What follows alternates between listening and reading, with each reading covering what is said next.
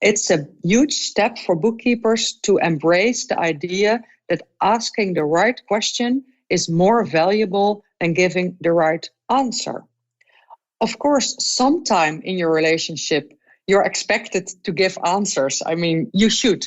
But if you give answers too quickly, you're just solving the obvious, the short-term problems. And once you train yourself to, I sometimes ask questions for 30 minutes before I even imagine going into an answer. And if you train yourself to do that, you go so much deeper into the problem. And the trust that you build with your client goes sky high.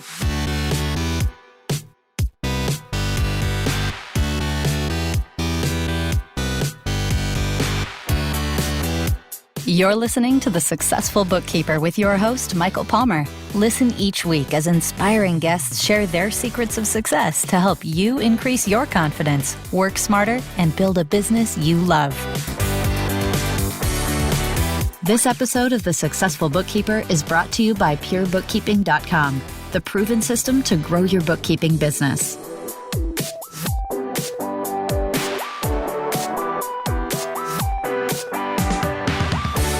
Welcome back to the Successful Bookkeeper Podcast. I am your host, Michael Palmer, and today's show is going to be a great one. Our guest is all the way from the Netherlands, and she is the author of the #1 best-selling book on Amazon, The Profit Advisor, The New Role of Accountants and Bookkeepers. Femke Hogema, welcome to the show.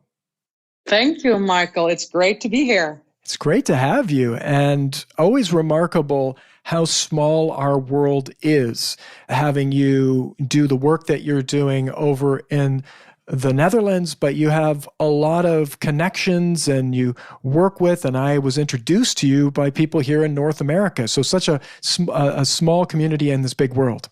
Definitely. Yeah. Yes. Well, tell us a little bit about your career journey leading up to this point. Yeah, it started kind of interesting because I grew up in a family that had nothing with finance or entrepreneurship or even money. And I was supposed to go into more a social direction myself. My mother was a teacher. My father was a director of a children's home. So I was to follow them in their footsteps. And I ended up going to a financial college and being a financial controller. So I took a complete detour, but my roots in more the social, life are so visible in everything I do because I always say I connect people with money, I connect people with finance, and that's how I started my career. I mean, I completely feel that finance is so vital for all entrepreneurs. I believe that entrepreneurs have great goals in life. They want to change the world or help people, but they don't always want to manage their finances. And if they don't manage their finances, they are never going to be really successful. So money is really important, but I also understand that entrepreneurs don't really want to go there. And the fact that I am able to speak about finance in a very simple way, a very practical way, without difficult language and difficult words, but also because I'm able to connect finance with the real goals of entrepreneurs, I did inspire and still inspire thousands of entrepreneurs to actually take their financial situation seriously. And that makes me really happy. And that's also how the Profit Advisor came to the world, because I felt if I can help entrepreneurs be more profitable and achieve more peace in their life and more freedom, then I should be able to teach bookkeepers to do the same. So that's what the Profit Advisor is all about. I love it because it is so needed, and the impact that you'll have and have had on the businesses you've worked with, and you've seen those small businesses make more money, probably increased their satisfaction. I mean, when your business makes you more money, you fall back in love with your business, I would imagine, and you have a better go of it, so they stay in business longer. They have better, probably happier staff. I mean, it's like if the business owner's happy and business is happy, it's likely going to lead to happy employees. I mean, the impacts are massive for you and what you've done for your community of business owners. But now being able to arm and help more of bookkeepers, people like you that have your skills, that have your abilities, now to take that out into the world, it's a multiplier effect. And so congratulations on that. And definitely my hat is off to you for doing that. And we celebrate that here on the Successful Bookkeeper podcast, and because you're helping small business. And we know in this world, it doesn't matter where you live, everyone deals with small businesses, and the more small businesses you see in your community is an indicator of the health of that community. So we want to just keep on doing that. Now, I'd really be curious. Yes, you're welcome, and thank you is right back to you. So I really would like to I'm curious what those first encounters with a business owner that wasn't taking their finances seriously, what was that like? And what do you think the tipping point is for having them look at it in a new way? Oh, that's a great question. So I come across a lot of entrepreneurs who say, okay, listen, managing my finances doesn't help me to make more money. And that's one of the beliefs, and I think it's a wrong belief, but it's still one of the beliefs that entrepreneurs have. Understanding my finances doesn't make me more money. And the problem arises when bookkeepers try to explain to them that it does. Because explaining that, yes, well, it does, because I can help you increase your margins, or if you understand your balance sheet, then you will see that. That's just bookkeeping language. And entrepreneurs will just defend themselves and say, well, no, I don't need it. I'll just keep selling and keep finding great clients and I'll be fine. So another thing that happens is that entrepreneurs just say, well, they just really don't like it. They don't like the hassle of bookkeeping and accounting and finance stuff. And the big change you can achieve with entrepreneurs is to stop explaining to them that they should understand their finances, but start asking them more questions. Ask them, okay, so tell me, what are your goals? Where do you want to go? And once you start asking them questions, they are the ones explaining you that they actually do want to increase their profits or want more time for the family, or want to retire early or save for college for the kids. And if you continue to ask questions, so what keeps you from making more profit, or how come you work so hard? Then you find out that the issues are embedded in their finances, but they explained you instead of you explaining them. And then you have a very strong foundation to help them with their financial stuff.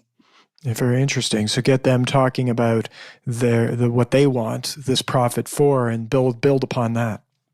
Sure, because it must come from the inside of the entrepreneur.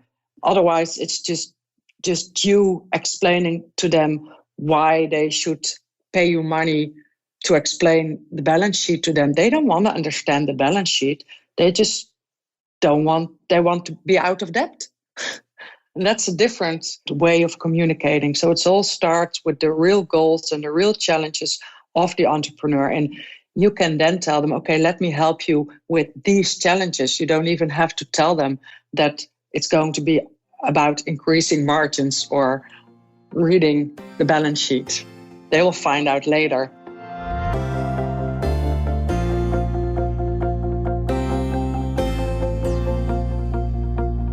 It's a great frame. You know, when you think about it, it's like, what are we going to work on today? We're going to work on having you spend more time with your family, having you be able to afford better trips, having you be able to save for your children's tuition, instead of let's read the balance sheet. It's a complete reframe, and one that they'd likely be interested in having and would feel a lot better paying someone to help them have more of what they want in their life than, looking at compliance or looking at something that really they're not interested in.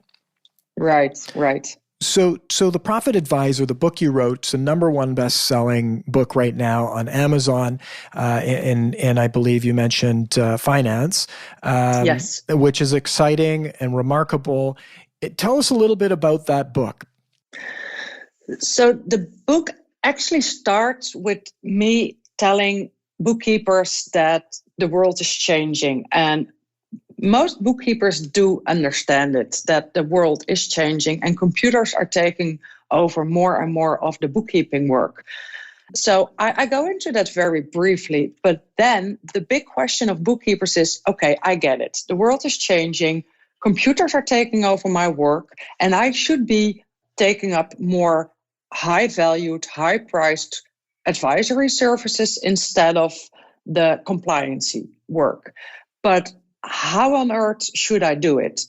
Or they say, but I already do so many advisory services. I give tax advice, or I do already give a lot of advice, so I don't get it what I should do differently.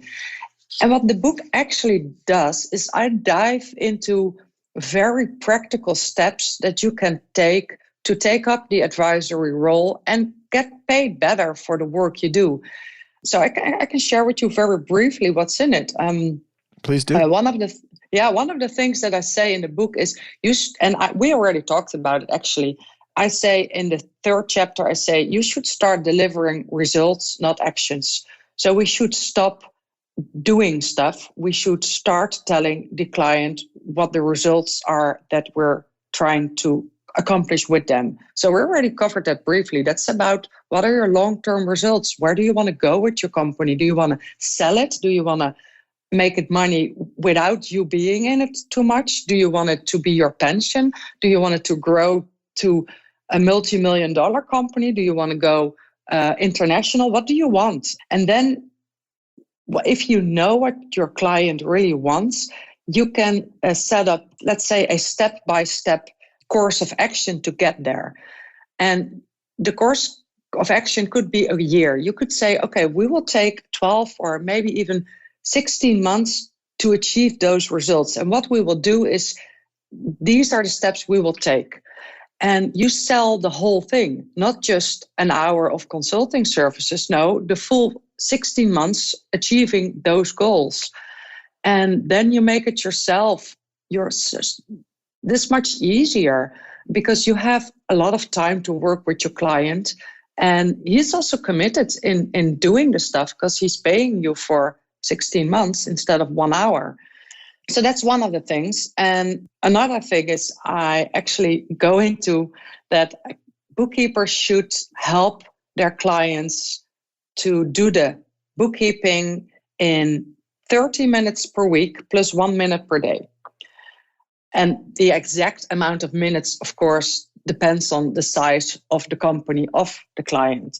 But many clients, at least in the Netherlands, but I also know this from my American buddies, many entrepreneurs wait to do any administrative work until they need to, because they need to file taxes or there's some big deadline coming up and they need to do the books or find all the receipts and put all the receipts in the system or send all the receipts to the bookkeeper. And when they do that, they have just created a mess because they let the receipts pile up for months, and the bookkeeper has to sort it out, this huge pile of receipts, being a digital or physical receipts, doesn't really matter. And that's an expensive business if you let it pile up for months. It's expensive in money, but also in energy because it's dreadous, or is that a word? It's not nice to do. Dreadful, yes. And yeah, dreadful. And so what I tell bookkeepers is you should help your clients to do the bookkeeping or administration actually in 30 minutes per week plus 1 minute per day. And in this 1 minute per day, your client should enter all the receipts in the system or put them in a shared folder or anything. It's just 1 minute per day. You go to the store, you buy office supplies, and you make sure the receipts goes immediately to your bookkeeping program and doesn't go in your purse or your handbag first. Just shoot it in immediately. And that's only 1 minute a day. And then in the 30 minutes per week, your client should just sit down and do the invoicing and do some other stuff that you cannot do daily. And if your client consistently does this and you help your client by giving him feedback when he doesn't, your client will then learn that it's not so dreadful as it was before. It's actually taking less and less energy. And the accounts are up to date. So he gets relevant information from his accounts because they're up to date. And then he finds out that, well, bookkeeping is actually helping him instead of being dreadful. There's two things that I think are remarkable in what you've said. Number one, this whole concept of the 16-month program. I mean, if that's not a reason to buy your book immediately, life will shift dramatically if our listeners start thinking about selling an outcome that takes multi-months to achieve. That it will, like, the business that they are in will change so much for the better. I can't think of a reason why someone wouldn't want to just run out and buy that book right away. I mean, I love that. I think that is such a nice message and a powerful one and a success move that people will make. So I think that's really important. And wonderful. And so much more, I think, enjoyable to sell that to your clients as well. And there's a long list of reasons why this will change the business, the way your clients will view you, how they'll feel about spending the money with you or investing the money with you. It'll just change the conversation completely. Yes, definitely. But then on this idea of 30 minutes a week, 1 minute a day, I love it. It's behavior change. And it's also, it's creating an environment and a relationship of engagement. Is that if you have a client where you're doing a bunch of work for them and they have no idea what you're doing or how you're involved and what they do, some businesses will do different things. Maybe they won't do any of the entering of that information, but there'll be some role that they'll need to play. And if you just make it about 30 minutes a week and 1 minute a day and train and change behaviors of your clients, I mean, that will make a massive impact to the relationship you have with them on whatever it is that you're working with. So I just absolutely love that as well. And that's thank you, because that's it. It's about training, it's about changing behavior, and it's about improving the relationship and improving also the relationship with their finances. And so actually this doing the administration in 30 minutes per week plus 1 minute per day, I call this building the foundation. And once this foundation is steady, the numbers or the finances are up to date, then the next step I would suggest bookkeepers take is help them make a profitable plan. And a profitable plan is what we know to be a budget. But a budget is very boring and often takes a long time to make, and it's outdated before the year has even begun, often, especially in large companies. And I've worked in real large companies, so I know everything about budgets. But the profitable plan is something, it looks like a budget, but it's much more practical, and it's much more based in the now. Like, okay, what are your goals for this year, and how do those goals translate in both revenue and costs, and of course profit? And what I hear often is that bookkeepers make a budget for their clients, and they say, well, my client has a budget, I make it every year. And honestly, a budget, what is made by the bookkeeper, is just an expensive document what ends up somewhere in a drawer or a folder on the computer, because it's again something the bookkeeper feels that the client needs. It's not something the client feels he needs. So a profitable plan is completely the opposite. It's the bookkeeper sitting with the entrepreneur and asking loads of questions. Where do you want to go the next 12 months? What are the services and the products you are putting out in the market? How are they priced? Who are your clients? How many clients are you going to have? What are the additional costs you need to incur? What about staff or new systems? And putting all those plans in a something that looks like a budget, but don't call it a budget, would be my proposal. That is a profitable plan. And then the entrepreneur knows exactly, all right, so if this is what I'm going to do the coming months, then this will be my profit. And this changes the world for many entrepreneurs.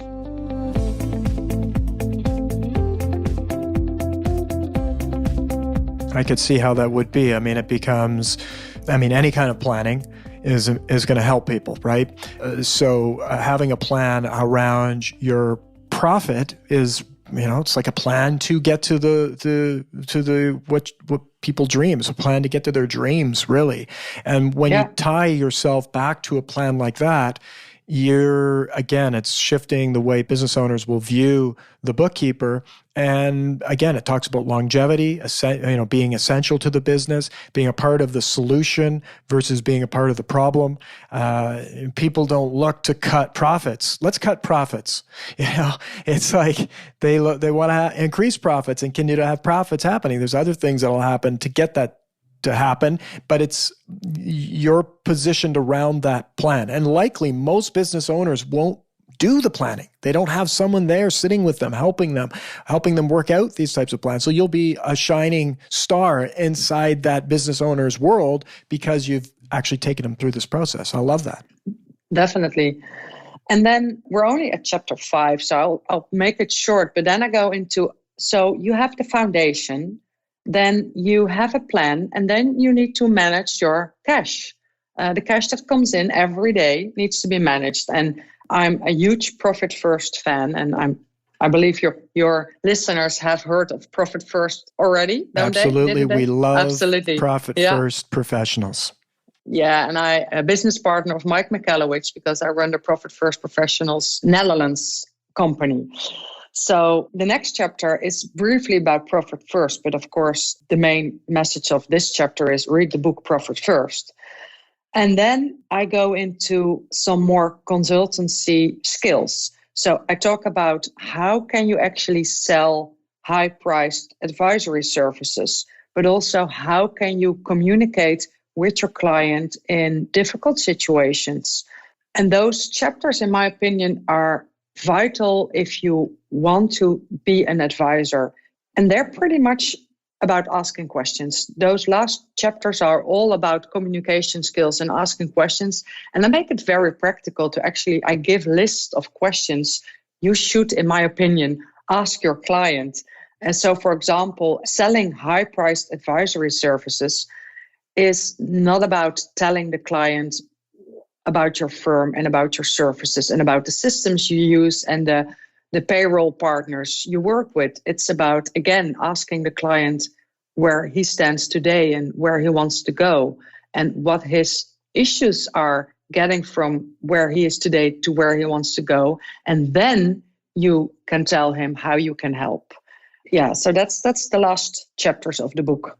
And one of the most important ones. It's all for nothing if you can't have someone believe in you and trust you and listen to you. That's a key piece is being able to have someone want to engage your services and even be able to ask questions. There's a process to doing that. If you were out on the street, if you had a headache and you're out on the street and somebody came along the street saying, "Oh, I'm an expert in headaches," would you believe them? Would you take advice from a person off of the street about your headache? No, you would go to the person that you believe to be an expert in solving headache problems, and you would ask them for their advice. And so this whole conversation has been building up to be put, I think, our listeners in that position of being an authority on helping people increase profits inside their, the title of the book, The Profit Advisor.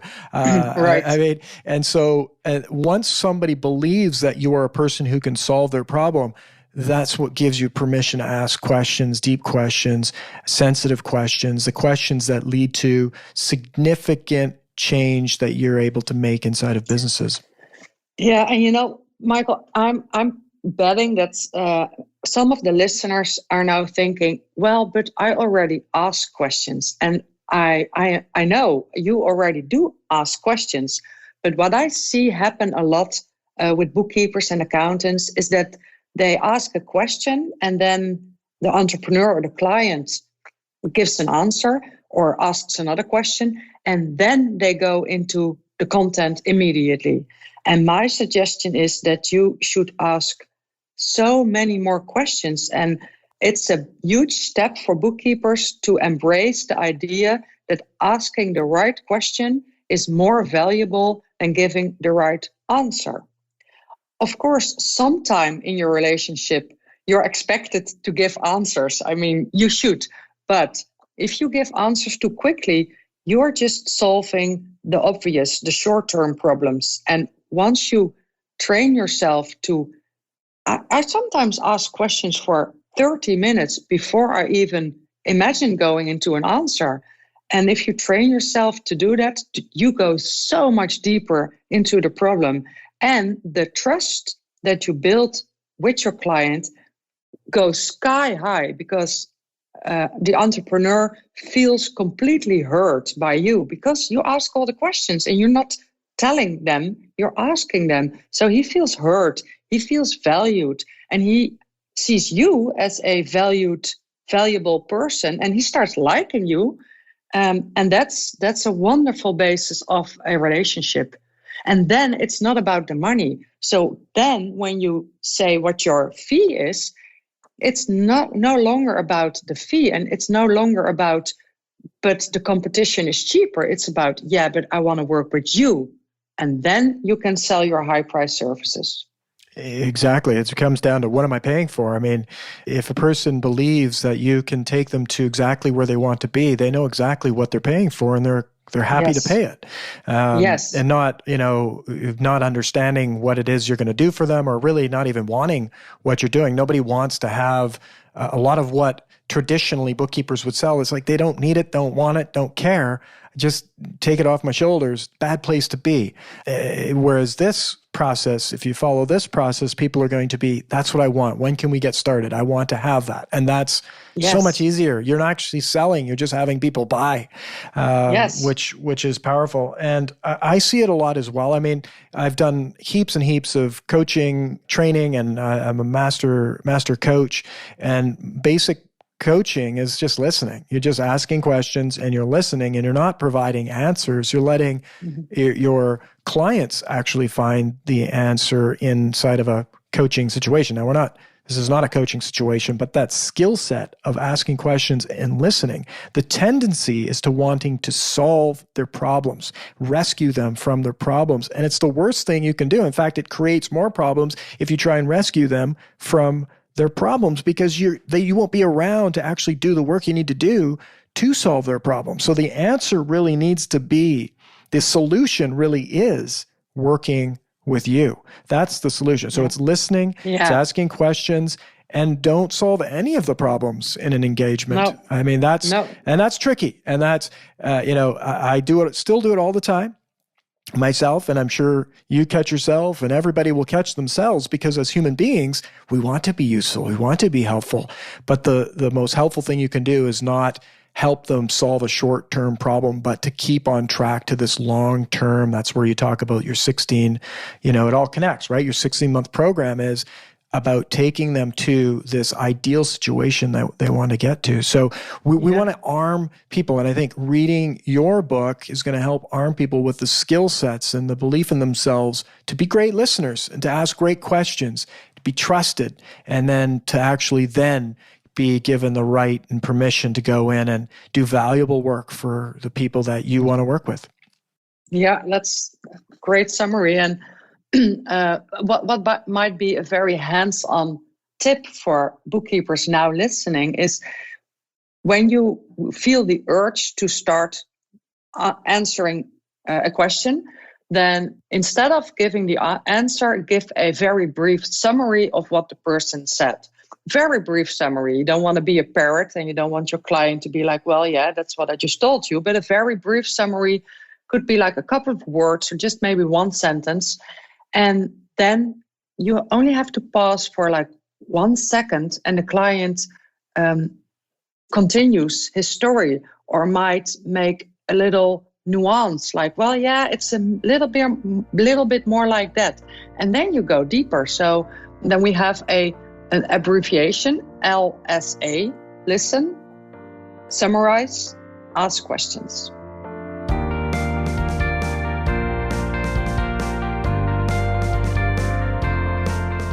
Beautiful. It really is. It's one skill set that is going to, if there was one thing people could do that would improve their lot in life, would be being better listeners. And in order to be a good listener, you have to be able to ask great questions that have people keep talking. So open-ended, be reflective, those sorts of things. So fantastic. Where do you see any other big mistakes that people make or bookkeepers make in this journey to becoming advisors? Yes, another big mistake, and I understand the mistake, but the mistake is that bookkeepers are so busy doing the books, doing the tax filing, and just doing compliancy work, that they are not reaching out proactively. So they are reactive, and when a client calls, then they will answer the question of the client, or they will dive into the issue at hand. And one thing a bookkeeper should start doing is make more time, and that's only possible when you get more expensive, because time is money. So you need to higher your prices, then you create time, and with this time, you can just sit back, look out of the window and ask yourself, who of my clients should I call now? Who needs my help, and who should I call proactively? You might even open your bookkeeping system software and see oh, wow, what happened to Pete's company? His margins dropped, or his revenue dropped, or what about March? Her revenue dropped, and then call her up and ask her what happened. And it happens just not enough.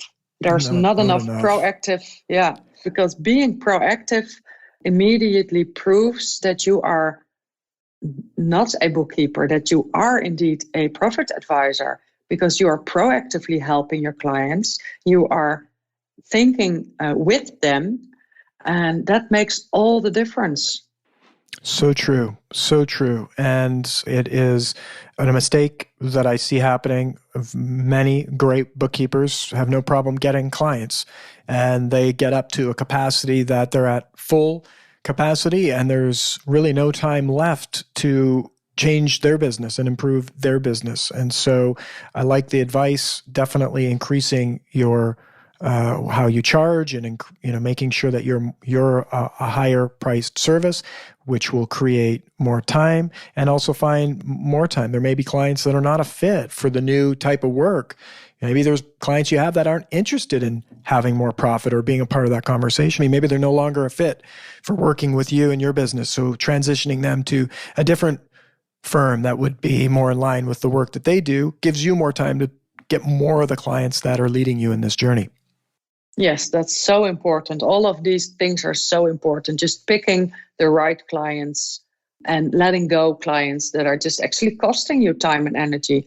And of course, you cannot just increase your prices just out of the blue. You need some reason. And one of the reasons is that you are helping your clients achieve their goals. So it's the chicken or the egg question, what comes first? And honestly, I think it starts with delivering more value, and then you can rise your prices. Exactly. I agree. Yeah. I agree. This has been absolutely a very pleasurable conversation and a timely one. Very important to be thinking about this right now in these times, Yes. globally. And so this conversation is really around the world. And I'd love for you to share where people can find out more about you, and as well find out about getting your book in their hands. Yeah, so on Amazon, The Profit Advisor, it's a bright yellow book. So it's easy to find. And I have a website. It's very short, but it's theprofitadvisor.eu from Europe. But since I'm from the Netherlands, most of my work has been in Dutch, actually. So I hope when time goes, no, I'm not hoping. I expect that my business will be geared more towards the United States and other international countries. But for now, it's I have to be honest, it's kind of limited. So I have a book, but I'm working on more stuff. Oh, very good. Well, listen, your book is in English, and yes, and people will. That's a great place to start. And this is a book that people need to read. I believe that, and I hope people will put this onto their shelf as a reading resource and be the next one that they pull off and start reading, and taking action on some of these places. The small business community needs you now. There's opportunity there. So don't wait on something like this. Get out there and get moving on these concepts. Femke, this has been absolutely a pleasure. I want to thank you on behalf of our listeners for your generosity in coming and sharing what you know and providing pathways for them to improve their life and their business and build a business that they love. Thank you, Michael. I really enjoyed it. This was a great conversation. Me as well. And with that, we wrap another episode of the Successful Bookkeeper podcast. To learn more about today's wonderful guest and to get access to all sorts of valuable free business building resources, you can go to thesuccessfulbookkeeper.com. Until next time, goodbye.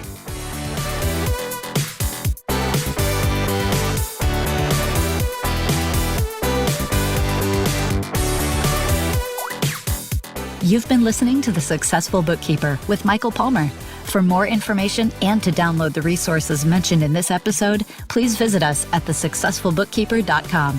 Thank you for listening.